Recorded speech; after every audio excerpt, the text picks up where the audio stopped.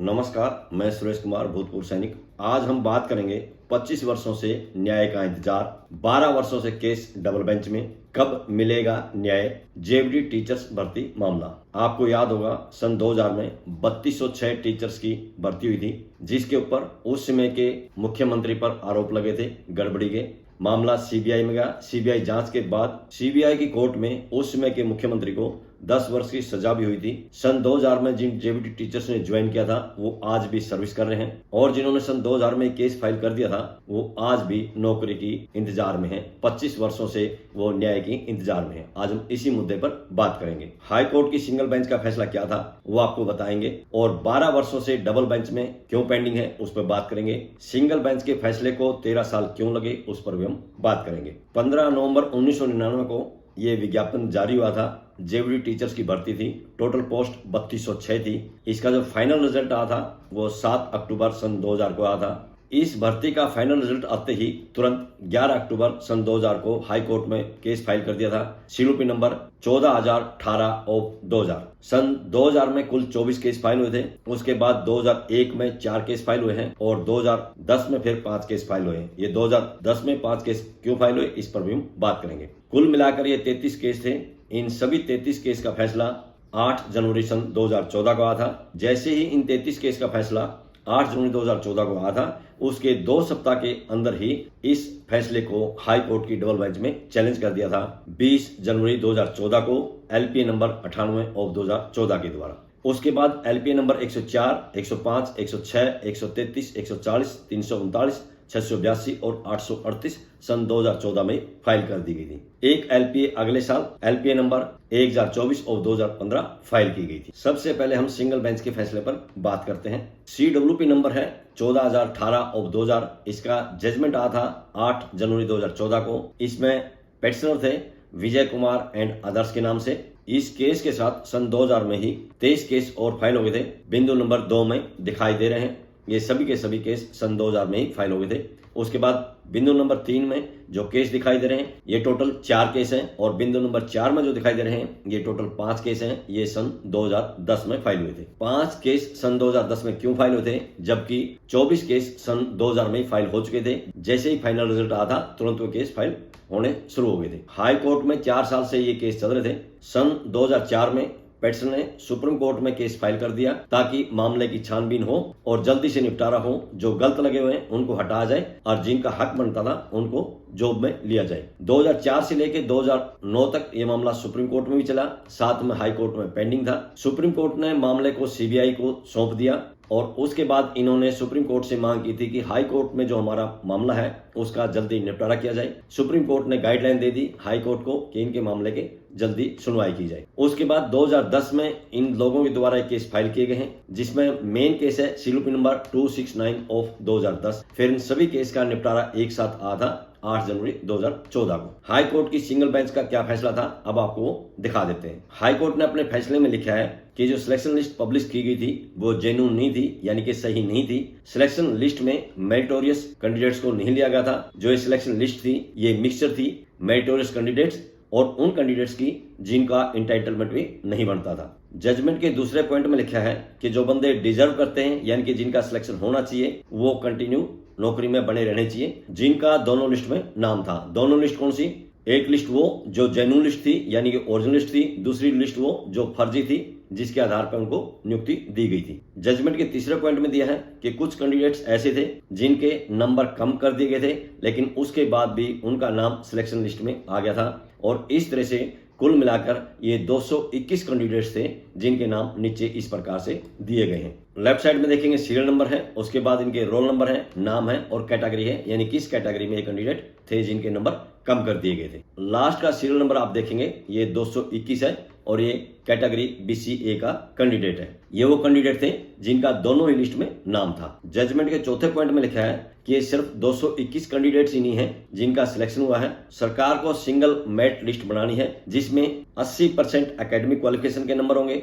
Academic qualification के अंदर ही experience और हायर क्वालिफिकेशन के नंबर भी शामिल रहेंगे। 20 नंबर का जो इंटरव्यू था, इंटरव्यू के वो नंबर लगाए जाएंगे जो ओरिजिनल नंबर शुरुआत में दिए गए थे सिलेक्शन कमेटी के द्वारा, और ये सब कैटेगरी वाइज और वैकेंसी के अनुसार इनकी सिंगल मेरिट लिस्ट बनानी है। सिंगल मेरिट लिस्ट बनाने के बाद इसको क्रॉस चेक करना है, यानी जजमेंट में जो 221 नाम दिए हैं उनकी क्रॉस चेकिंग करनी है कि वो सिलेक्शन के लिए एलिजिबल है या नहीं है। अगर एलिजिबल है तो उनका सिलेक्शन होना है। उसके बाद बाकी की वैकेंसीज पर बचे हुए कैंडिडेट्स का सिलेक्शन करना है। जजमेंट के पॉइंट नंबर 6 में लिखा है, जिनको ऑलरेडी अपॉइंटमेंट मिल गया था, यानी जिनकी ज्वाइनिंग हो चुकी थी, लेकिन जो नई लिस्ट बनी है उसमें अगर इनका लिस्ट में नाम नहीं आता है, इनके लिए एक ऑर्डर तैयार करना है और इनको टर्मिनेशन का ऑर्डर दे देना है। जिनको टर्मिनेट करके नौकरी से निकाला जाएगा उनको जो ऑलरेडी सैलरी पे की है उसकी रिकवरी नहीं करनी है, और उनकी सैलरी से जो जरूरी डिडक्शन थे किए गए थे, जैसे कि जीपीएफ वगैरह का अगर कुछ रहा होगा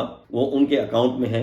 ये टर्मिनेशन के ऑर्डर पास करने के 8 वीक के अंदर उनका वो सब राशि दे देनी है, उनके खातों में ट्रांसफर कर देनी है। जिनको टर्मिनेट किया जाएगा उनको भविष्य में अयोग्य न माना जाए। सरकार उनके लिए एक पॉलिसी बनाए जिसमें उनको आयु सीमा में छूट दे और आगे आने वाली भर्ती में वो सिलेक्शन के लिए अप्लाई कर सके। जजमेंट के पॉइंट नंबर 7 में लिखा है, जितने भी सिलेक्टेड कैंडिडेट्स थे सभी इसमें रिट में पार्टी हैं, इसलिए इनको अलग से शो कॉज नोटिस देने की जरूरत नहीं है। इनको टर्मिनेशन करने के लिए केस की सुनवाई के समय इनका पक्ष भी सुन लिया गया है, इसलिए अब इनको टर्मिनेट करने के लिए अलग से शो कॉज नोटिस देने की जरूरत नहीं है। इसलिए बिना किसी शो कॉज नोटिस के इनको नौकरी से निकाला जाए। इस तरह से इन सभी केस का निपटारा कर दिया।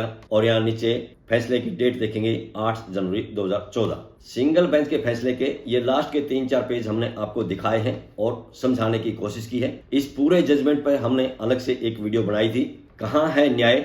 मेरिट लिस्ट बदलने के आरोप में भूतपूर्व सीएम को सजा, 25 वर्ष में किसी को नहीं हटाया नौकरी से।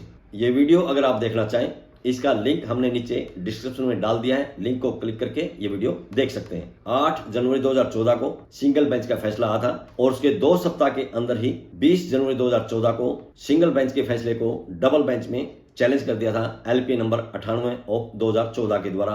ये वो कैंडिडेट थे जिनका सिलेक्शन हो चुका था, जिनकी ज्वाइनिंग हो चुकी थी, नौकरी को खतरा था, इसलिए उन्होंने सिंगल बेंच के फैसले को तुरंत डबल बेंच में चैलेंज कर दिया। अब आपको डबल बेंच का पहला एंट्री ऑर्डर दिखा देते हैं। यहाँ टॉप पे देखिए, LPA number 98 of 2014 Geeta Rani and others के नाम से ये फाइल किया गया है, वर्षित सतवीर सिंह एंड अदर्स के नाम से।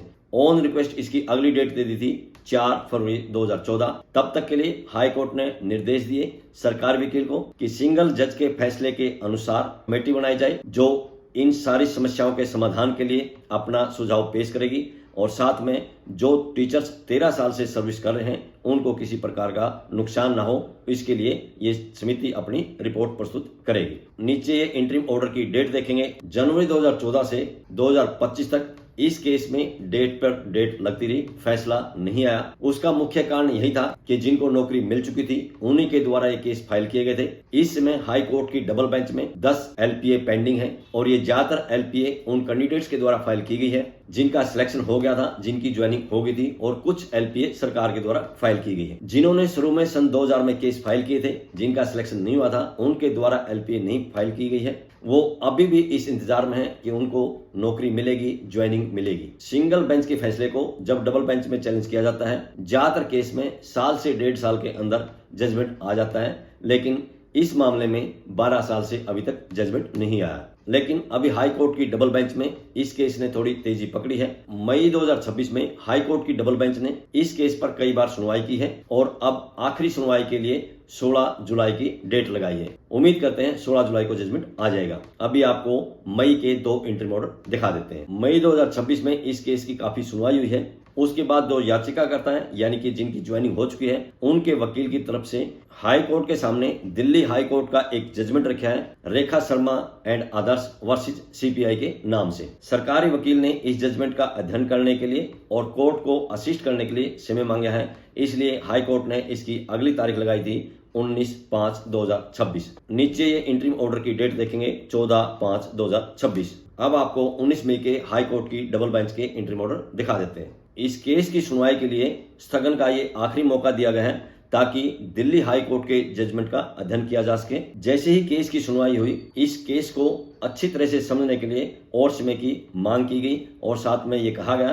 कि हाई कोर्ट की गर्मियों की छुट्टियां होने वाली हैं, इसलिए इस केस की सुनवाई गर्मी की छुट्टियों के बाद की जाए। सरकारी वकील ने भी समय मांगा, ये कहते हुए कि वर्तमान में क्या पोजीशन है वो सब रिकॉर्ड कोर्ट के समक्ष रखने के लिए समय चाहिए, ताकि ये पता लगा जा सके कि जिनकी ज्वाइनिंग हुई थी उनमें से कितने लोग अभी वर्किंग में हैं और कितने लोग नौकरी छोड़ चुके हैं या एक्सपायर हो चुके हैं, क्योंकि इस फैसले का असर उन सब पर पड़ेगा जिनकी ज्वाइनिंग सन 2000 में हुई थी। कोर्ट ने कहा ये सब अगली तारीख से पहले कर लिया जाए और अगली तारीख लगा दी 16 जुलाई 2026। नीचे इंटरिम ऑर्डर की डेट देखेंगे 19 मई 2026। 19 मई के इंटरिम ऑर्डर के अनुसार ये आखिरी बार स्थगन किया गया है, यानी कि इसके बाद डेट नहीं दी जाएगी। उम्मीद करते हैं 16 जुलाई 2026 को फैसला आ जाएगा। डबल बेंच में इतनी देरी का मुख्य कारण है कि जिनका सिलेक्शन हुआ था, जिन्होंने सन 2000 में ज्वाइन कर लिया था, वो ये चाहते हैं किसी भी तरह से उनकी नौकरी बची रहे, इसलिए बार बार डेट पे डेट पड़ती रही और अभी 2026 में उम्मीद करते हैं इसका फैसला आ जाएगा। हमें मिली जानकारी के अनुसार जिन लोगों का सिलेक्शन नहीं हुआ था उन सब ने हाई कोर्ट में केस फाइल किए थे, लेकिन उसके बाद कुछ लोगों का सन 2004 में, 2006 में, 2009 की वैकेंसियों में सिलेक्शन हो गया है। अभी फिलहाल 126 कैंडिडेट्स ऐसे बचे हैं जिनको अभी तक न्याय की उम्मीद है, जिनमें से लगभग 100 कैंडिडेट ऐसे हैं जो गेस्ट टीचर्स लगे हुए हैं। 15-20 कैंडिडेट्स ऐसे हैं जिनका 2004 या 2006 में सिलेक्शन हो गया था, लेकिन वो अभी भी केस में पार्टी हैं, क्योंकि उनको उम्मीद है जब जजमेंट आएगा इसलिए उनकी तनख्वाह में इजाफा होगा। और अगर उनका सिलेक्शन 2006 या 2009 में हुआ है तो वो एनपीएस में आते हैं और इसमें सिलेक्शन होने के बाद वो ओपीएस में आ जाएंगे। 8 से 10 कैंडिडेट्स ऐसे हैं जिनको आज तक कोई नौकरी नहीं मिली है, वो अपना गुजारा करने के लिए मजदूरी करते हैं या फिर ऑटो चलाते हैं। सिंगल बेंच के फैसले की तरह अगर डबल बेंच का फैसला भी ऐसे ही आता है दोबारा से मेरिट लिस्ट बनाने के लिए, फिर ये मामला सुप्रीम कोर्ट चला जाएगा, क्योंकि जिनकी 25 साल पहले नियुक्ति हो चुकी है, ज्वाइनिंग कर चुके हैं, वो अपनी नौकरी को बचाने के लिए सुप्रीम कोर्ट जाएंगे। और जिस तरह से सिंगल बेंच में 13 साल लगे, डबल बेंच में 12 साल से पेंडिंग है, इसी तरह से सुप्रीम कोर्ट में भी केस पेंडिंग रहेगा और जो न्याय के इंतजार में है उनको शायद न्याय नहीं मिल पाएगा। जो 126 कैंडिडेट्स बचे हैं जिसमें से लगभग 100 गेस्ट टीचर्स हैं, 15-20 वो हैं जिनकी नियुक्ति 2004 या 2006 या उसके बाद हो चुकी है और 8-10 वो कैंडिडेट हैं जिनको आज तक नौकरी नहीं मिली। वो यही उम्मीद करते हैं कि उनको नियुक्ति दी जाए ताकि उनकी सर्विस में ज्वाइनिंग होने के बाद उनको उतना ही वेतन मिलेगा जितना 25 साल पहले जिन्होंने ज्वाइन किया था उनको वेतन मिल रहा है। और सबसे बड़ी बात है 5-4 साल के बाद जब वो रिटायर हो जाएंगे उनको ओपीएस का लाभ मिलेगा। जवानी उनकी किसी तरह से कट गई है, बुढ़ापे में उनको ओपीएस के सहारे जीने का रास्ता मिल जाएगा। उम्मीद करते हैं हाई कोर्ट की डबल बेंच भी उनकी भावनाओं की कदर करेगा, क्योंकि अगर उनको ज्वाइनिंग नहीं मिलती है, जैसा फैसला सिंगल बेंच का आ था वैसा ही फैसला अगर डबल बेंच देती है, तो जिनकी ज्वाइनिंग हो चुकी है वो सुप्रीम कोर्ट जाएंगे। सुप्रीम कोर्ट जाने से मामला फिर से लटक जाएगा। सुप्रीम कोर्ट में फिर कितने साल लगेंगे इसका अंदाजा आप लगा सकते हो, क्योंकि सिंगल बेंच में 13 साल लगे हैं, डबल बेंच में 12 साल हो चुके हैं, अभी तक जजमेंट नहीं आया। उम्मीद यही करते हैं कि हाई कोर्ट इनकी भावनाओं की कदर करेगा। सरकार को भी इनके बारे में सोचना चाहिए।